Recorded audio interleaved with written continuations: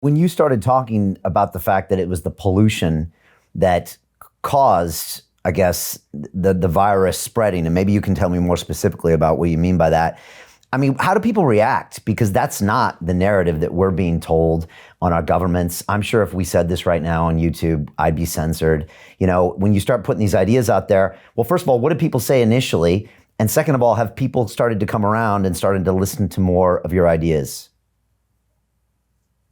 And I want to be clear that these aren't like just my ideas. I'm not just some, self-proclaimed clever person. Like I've got a whole, backing of scientists and, physicians and everything else that have been working around me for years.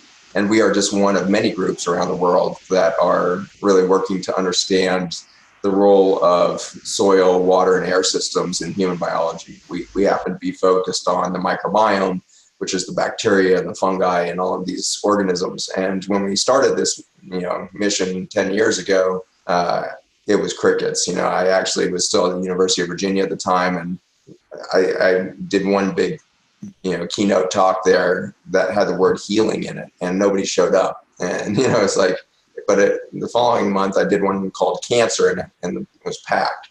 And so the mentality of the science community, including myself at that time, was that we are here to stamp out disease. But the idea of health and healing is remote and feels new agey or somehow like, fake science. And so that's an extraordinary mistake we made in medical education over the last 100 years, was to forget the opportunity to create such resilient health that we would be resistant to disease. Instead, we focused all of our trillions of dollars of research and development and trillions of hours of manpower, research and ingenuity and intuition on disease management instead of health. And so the result is what you see around you. And so the reason the dialogue looks like it is in the government and the WHO and the CDC and the UK system there, you guys are part of this big machine of fear that we created as physicians as well. And so as physicians and scientists, we have created the fight against cancer and the fear of bacterial infections, the fear of viral infections, when in fact, none of that's really underpinned by the current science. Science has radically changed in the last 20 years, and it hasn't trickled down into the mindset of the physicians, the scientists, and especially the clinicians yet.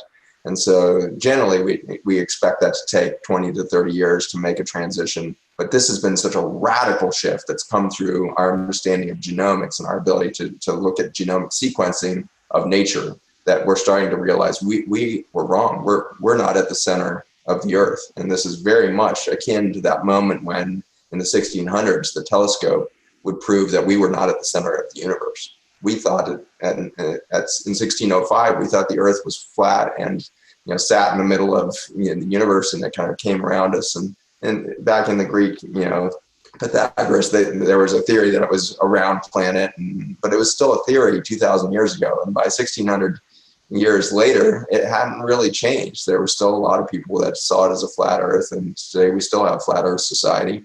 And so there's this very slow adoption of understanding as science makes a paradigm leap as big as saying, we're not the center of the universe. The solar system is actually rotating around the sun, not us. It's the same way it's going to potentially take hundreds of years for us to adopt the realization in our technologies, in our medicine, in our energy systems, transportation, education, that we are not at the center of biology.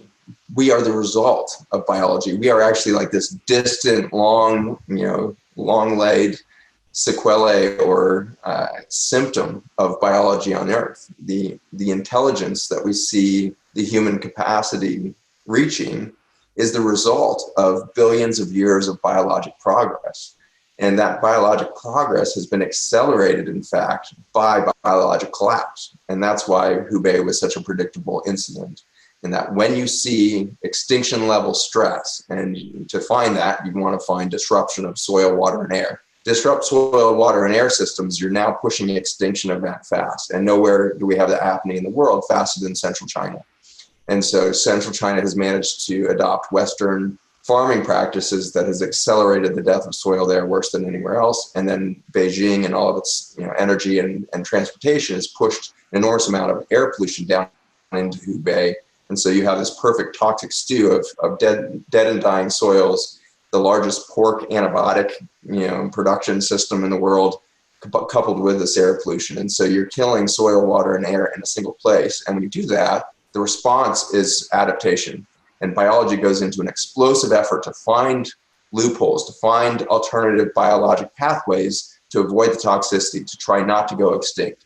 And so in an extinction event, you're going to see an explosion of genetic intelligence. You're going to see variants coming out of all niches of biology to create adaptation for resilient recovery from an extinction event. And that's what we've seen. 5 big extinction events on the planet in the past. And every time they happen, we come back as a planet more diverse, more biologically intelligent, because of the viral explosion of intelligence that happens around us in an extinction event.